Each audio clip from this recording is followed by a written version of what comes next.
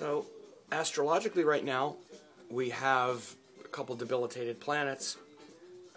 That's Venus and Mars. Venus became debilitated about 10 days, close to 2 weeks ago. It's like 12 degrees Virgo right now.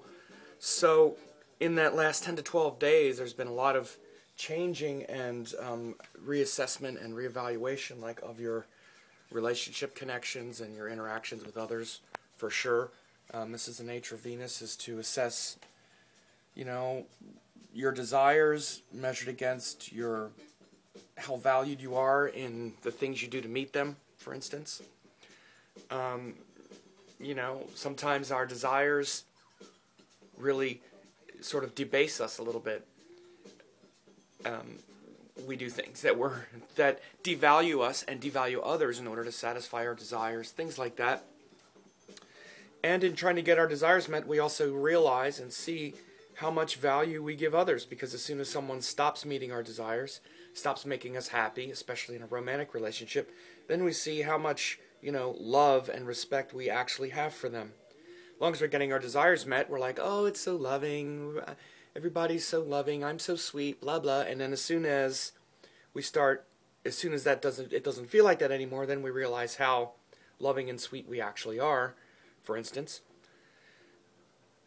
And then we need to assert our individuality, which is Mars. So Venus and Mars actually work together.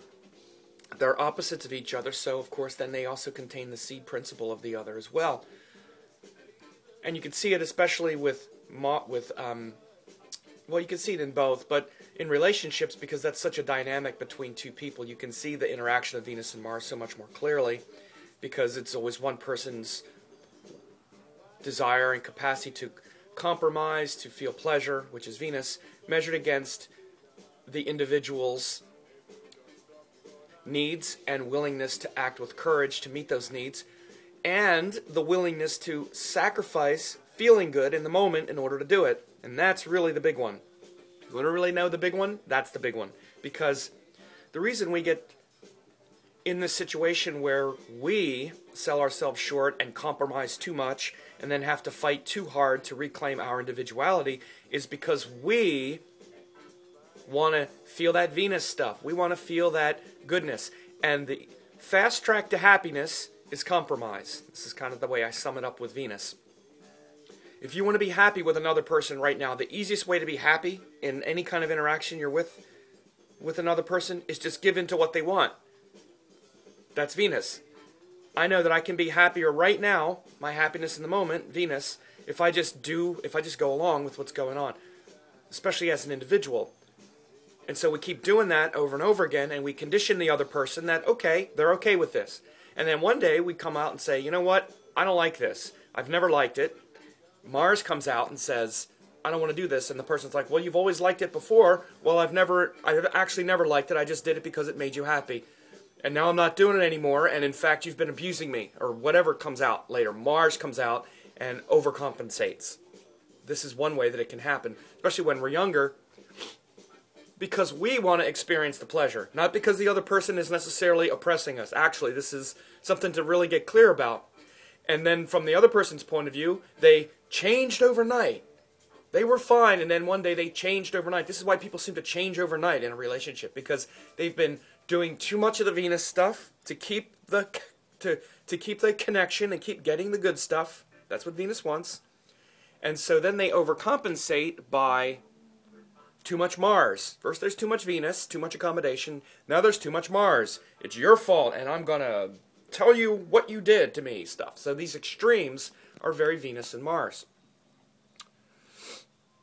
So they're both debilitated. So Venus is debilitated, so we're not as driven by our desires right now, so we're looking at things more rationally. This is why Venus is debilitated in Virgo, because the desires aren't as important to us. Satisfying those desires in the moment, we actually become more rational and practical about it. I always say that of all the debilitated placements, I don't mind seeing Venus debilitated, usually, because it makes a person more realistic about their desires. Excuse me. They might have a hard time just enjoying life, though, because that's what Venus is enjoying life, and they can find like every reason not to be happy.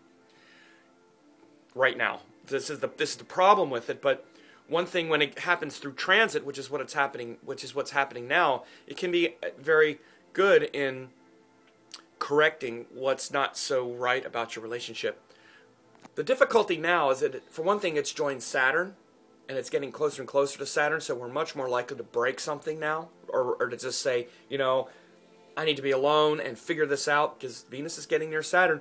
Not only that, but the Sun was in Leo, which is about, okay, we have a purpose, blah, blah. Now the Sun has gone into Virgo also, and it's not that, like, fuel of, you know, that Sun, Leo, hope, and optimism and courage that I've been talking about. That's not there anymore. The Sun's now in Virgo. So Venus is not only debilitated, it's near Saturn, and it's near the Sun, which is what's called hemmed. So Venus is hemmed between Saturn and the Sun right now, and debilitated. Needless to say, your relationship connections are going to feel pressure. And so it's a good time to get away. Actually, maybe if there's ever a good time to take some space, now's the time to do it, for sure. And try to do it without, like, destroying each other. The other thing is Mars is also debilitated. And Mars is debilitated in Cancer because, you know, Cancer is all this soft, fluffy stuff. I talked about this a couple weeks, last week or whenever the heck it was.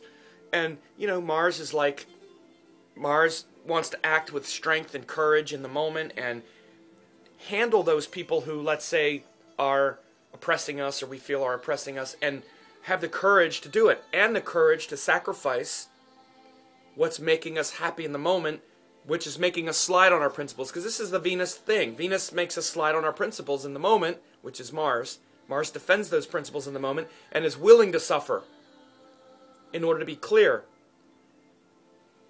So there has to be a healthy Venus-Mars interaction in a relationship, and when we grow up and we get more mature, we realize that no one is served when we overcompensate and put on some sweet, nice face in the beginning of a relationship and condition the other person to something that's not real, only to come back later and then fight in some harsh way. It's not about pleasing another, it's about equality and compromise and understanding that no compromise zone, which is what Mars defends. So when we're clear about that, and there's a clear Mars, then we're not fighting and destroying everything. We just know where the boundary is. Venus and Mars has a lot to do with boundaries, and so does Saturn, actually. But this fact that Mars is debilitated right now also shows that there's a lot of emotional frustration, for one thing, in those situations where we need to act with courage, and we need to take on those who are maybe, if not oppressing us, but those who are aggravating us. We don't have the courage to necessarily do that, so we might tend to dump that on our partner. This is what happens. And so there can be some stress around these things, and our partners, and us and our partners, are feeling confused about whether or not we should get in there and really fight, or whether we should relax and relent. So it's a tricky time with relationships right now with both Venus and Mars debilitated. Mars is the power of the self, of the individual self, to understand their no compromise zones, their lines in the sand, and the willingness to suffer for it, which means the willingness to say no, or the willingness to say, I'm not going to give in here, this is authentic, not with anger, but just with integrity, and the capacity to be disciplined and hold that with integrity as well. Those things are in jeopardy right now, and so is the Venus